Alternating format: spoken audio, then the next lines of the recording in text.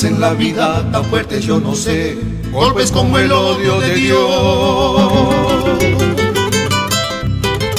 ¿Cómo siente yo la resaca de todo lo sufrido?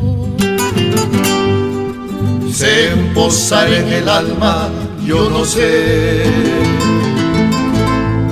Son pocos, pero son, abren zanjas oscuras en el rostro más fiero y en el lomo más fuerte.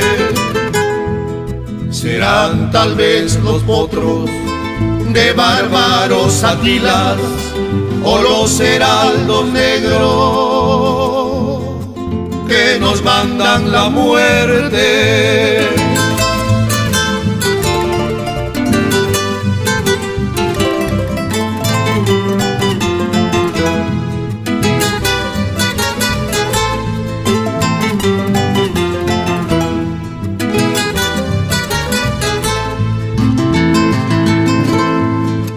Son las caídas hondas de los Cristos del alma, de alguna fe adorable que el destino blasfema.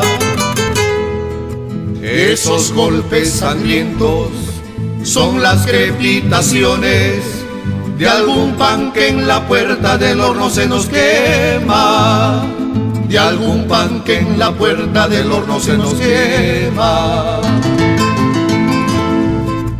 Y el hombre pobre, pobre, mueve los ojos como cuando por sobre el hombro nos llama una palmada.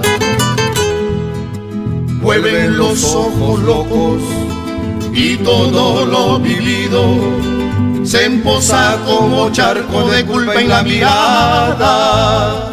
Se emposa como charco de culpa en la mirada. Hay golpes en la vida tan fuertes, yo no sé, golpes como el odio de Dios. Yo no sé.